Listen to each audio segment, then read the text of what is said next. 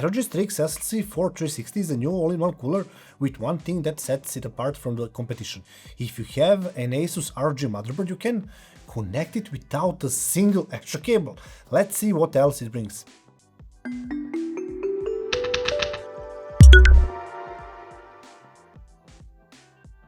The packaging is neat and organized. There's none of that feeling that they just threw everything inside and everything is in its place. And the moment you open the box, the first thing that hits you is display. Massive, possibly the largest screen I have seen on all-in-one cooler. A 5.08-inch IPS panel that practically takes up the entire pump. The second thing you notice right away are the tubes. The position of the inlet and outlet from the radiator to the water block has been, let's say, changed, which directly affects how the cooler looks in the case and how much easier is it to adjust the tube direction during installation.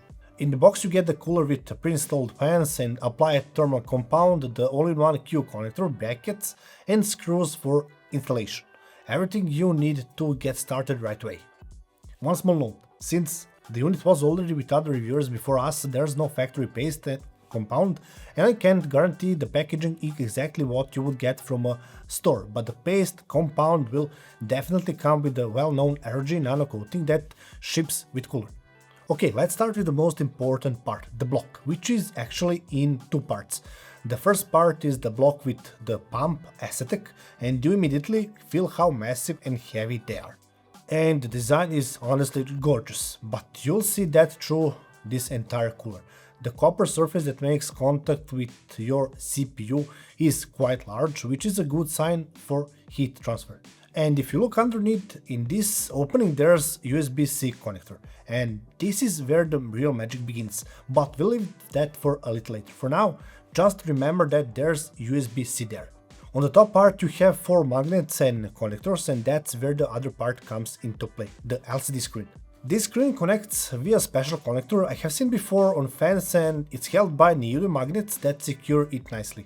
And here ROG solved an old problem. If you have ever been afraid of getting the screen rotation wrong, which used to happen with older ASUS coolers and with me of course, this time it's solved with a notch that guides you exactly where it should go.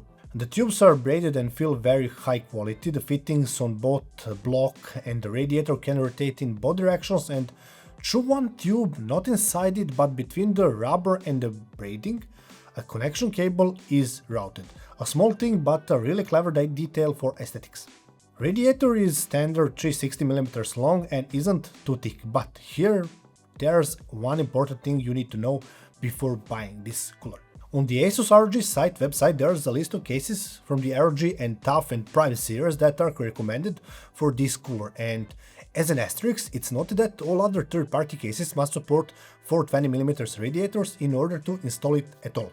And I assume that's on the top of the case because due to the position of fittings and the length of the tubes, there's not much sense in mounting it on the front or side panel. That's something you should definitely check before buying this all-in-one cooler.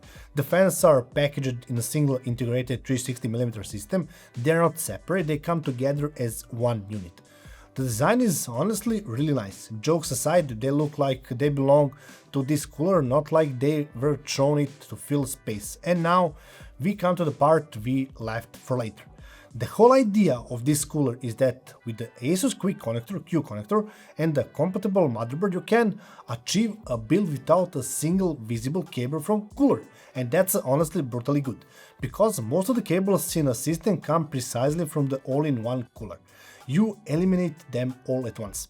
But if you don't have a right motherboard, don't worry, ASUS included a standard adapter that splits it into classic connectors. From the block comes a 4-pin connector for pump control and of course PWM, and USB 2.0 connector for controlling the screen, effects and lighting via the ASUS InfoHub application. And from the side of the fans near the radiator comes another set of cables for controlling the fan speed via the PWM signal and the RGB effects on the front. And here I have one criticism. ASUS InfoHub is yet another program you have to install into the ROG ecosystem. I would honestly like this to be web-based like Gearlink. There's no reason it shouldn't be. If they're already going that route with keyboards, why not here too? And as for support, the cooler works with LGA 8051 and 7000 on the Intel side and with the last two AMD platforms M4 and M5.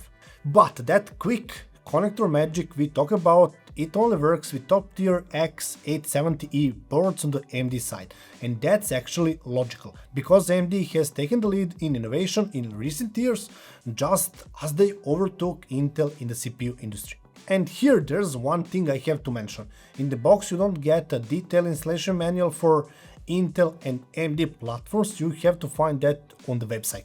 I mean, I don't know exactly why there's no manual, probably because the installation is really simple, but I'm saying that from my perspective of someone who swaps coolers at least once a week or month. For someone installing an all-in-one for the first time, a physical manual in the box would still be nice to have. Now, for what probably interests you most, how well it actually cools, but before the numbers I have to tell you how we tested this, because that changes the whole story. So, we took a Ryzen 9 5915X and locked in the BIOS at 4.5 GHz, so the power draw stays at around 235 watts throughout the entire test. That way we heat the cooler with exact same heat load every time, so the comparison is fair and the numbers don't jump around because the CPU changes its clock speed or power consumption. And then we run Cinebench R23 for 10 minutes in the two modes, first completely silent at 45 decibel in the room, then the fans at 100%. Here's how the temperature behaved throughout the entire test. At a silent 45 decibel, the processor settled at around 80 degrees with a peak of 82 degrees Celsius, a full speed around 76. So the entire difference between silence and full speed is just 5.5 degrees. And that's the whole point of this cooler. For those 5 degrees, you're running the fans almost twice as fast and much louder. Honestly, I would stay on silent 45 decibels. Because even when it runs completely silent, the processor still has nearly 80 degrees on the throttle limit. There's plenty of headroom if you ask me. And for those who like to dive deeper, we also looked at each core individually.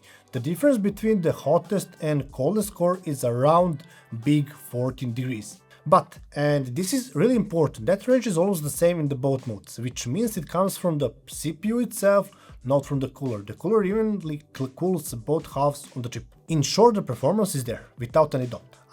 It will cool anything you give it, holds up excellently even under serious overclocking, and on top of that it can be completely silent.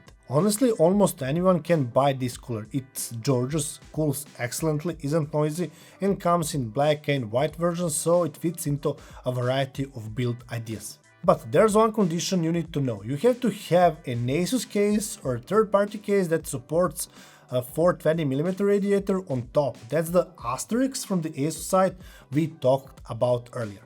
And if you ask me, the real buyer of this cooler is someone with a clear idea to build a system without a single visible cable, someone who already has a supported ASUS or ROG case and who plans to buy a top-tier motherboard with all-in-one Q-Connector. I mean, simply put, someone who wants to build a complete ASUS ROG ecosystem.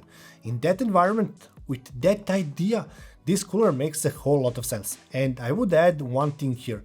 I think it's a missed opportunity not to add the all-in-one Q-Connector to BTF boards as well, because only then would you get a build completely without cables. But I believe that opportunity will surely open up in one of the upcoming generations.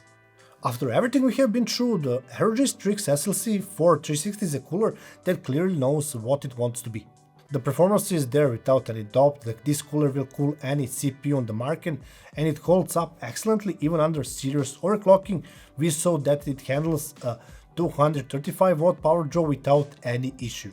But the real story of this cooler isn't just the temperature, it's the idea, a build without a single visible cable, a massive 5-inch screen and complete integration into the ASUS ROG ecosystem. As I said, there are criticisms. The ASUS Info Hub that should be based, and the limitation to the top tier boards from that Q-Connector magic, but what this cooler does, it does at a level few other currently offer.